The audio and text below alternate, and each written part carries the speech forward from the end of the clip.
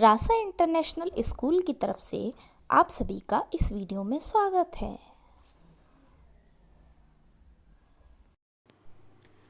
नमस्कार बच्चों, कैसे हैं आप। आज हम क्या निराश हुआ जाए पाठ 7 का शेष भाग का अध्ययन करेंगे। चलो चलो प्रारंभ करते हैं यहाँ से। एक बार मैं बस में यात्रा कर रहा था। मेरे साथ मेरी पत्नी और 3 बच्चे भी थे।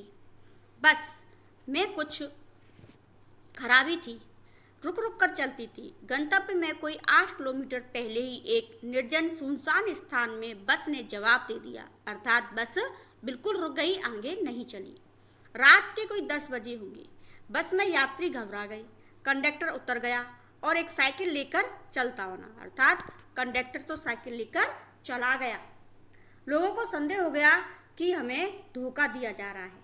बस में बैठे लोगों में तरह तरह की बातें शुरू कर दी। किसी ने कहा यहाँ डकैती होती है। 2 दिन पहले इसी तरह एक बस को लूटा गया था। परिवार सहित अकेला मैं ही था। बच्चे पानी पानी चिल्ला रहे थे। पानी का कहीं ठिकाना ना था। ऊपर से आदमियों का डर समा गया था। कुछ नौजवानों ने ड्राइवर को पकड़कर मारने पीटने का हिसाब बनाया। ड्राइवर के चेहरे पर हवाइयाँ उड़ने लगी। लोगों ने उसे पकड़ लिया। वह बड़े कातर ढंग से मेरी ओर देखने लगा और बोला, हम लोग बस का कोई उपाय कर रहे हैं, बचाइए, ये लोग मारेंगे। डर तो मेरे मन में था। उसकी कातर मुद्रा देखकर मैंने यात्रियों को समझाया कि मारना ठीक नहीं है, परंतु यात्री इतने घबरा गए कि मेरी बात सुनने को तैयार नहीं हुए। कहने लगे, इसकी बातों में मत आइए, धोखा दे रहा है। कंडक्टर को पहले ही डाकुओं के यहाँ भेज दिया है। मैं भी बहुत भयभीत था, पर ड्राइवर को किसी तरह मारपीट से बचाया। 1.5-2 घंटे बीत गए। मेरे बच्चे भोजन और पानी के लिए व्याकुल थे। मेरी और पत्नी की हालत बुरी थी। लोगों ने ड्राइवर को मारा तो नहीं, पर उसे बस के से उतारकर एक जगह घेर कर रखा। कोई भी दुर्घटना होती है तो पहले ड्राइवर को समाप्त कर देना उन्हें उचित जान पड़ा। मेरे गिड़गिड़ाने का कोई विशेष असर नहीं पड़ा। इसी समय क्या देखता हूँ कि एक खाली बस चली आ रही है और उस पर हमारा बस कंडक्टर भी बैठा हुआ है। उसने आते ही कहा, अड्डे से नई बस लाया हूँ, इस बस में बैठिए। वह बस चलाने लायक नहीं है। फिर मेरे पास एक लोटे में पानी और थोड़ा दूध लेकर आया और बोला, पंडित जी, बच्चों को रोना मुझसे देखा नहीं गया। वहीं दूध मिल गया, थोड़ा लेता आया। यात्रियों में फिर जान आ गई। सबने उसे धन्यवाद दिया।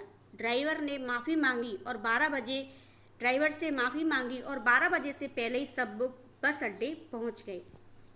तो इसमें उन्होंने बताया है कि किस तरह से उस ड्राइवर और उस कंडक्टर ने सभी यात्रियों की सुरक्षा का ध्यान रखा और उनके बच्चों का भी, लेखक के बच्चों का भी उस कंडक्टर ने ध्यान रखा।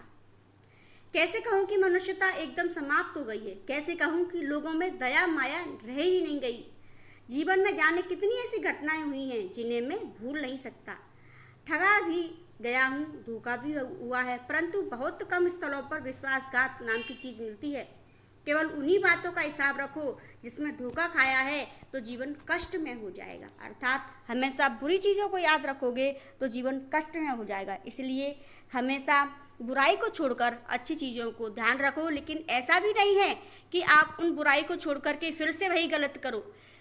देखो, समझो, और जहाँ आपको लगे कि यहाँ धोखा होने वाला है, वहाँ पर थोड़ी सावधानी से काम करो।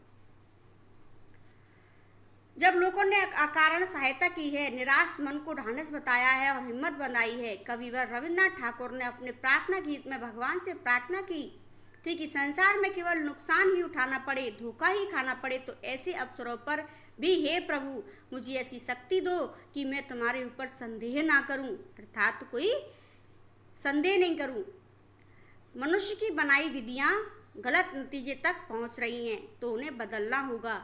वस्तुतः आए दिन इन्हें बदला ही जा रहा है, लेकिन अब भी आशा की ज्योति बुझी नहीं है। महान भारतवर्ष को पाने की संभावना बनी हुई है और बनी रहेगी। मेरे मन, निराश होने की जरूरत नहीं है। तो कवि कह रहे हैं कि कहीं पर अच्छाई भी है तो कहीं पर बुराई भी है। अगर बुराई है तो अच्छाई भी है। तो हमें निराश नहीं होना चाहिए, हमें सिर्फ और सिर्फ अपने ऊपर विश्वास होना चाहिए और ईश्वर पर विश्वास होना चाहिए। अगर ईश्वर हमारे साथ है तो कहीं पे भी हम धोखा नहीं खा सकते हैं। तो इस तरह से ये पाठ आपका आज समाप्त होता है। तो अब हम नेक्स्ट वीडियो में नेक्स्ट टॉपिक कवर करेंगे। तब तक आप इसका अभ्यास कीजिए। धन्यवाद।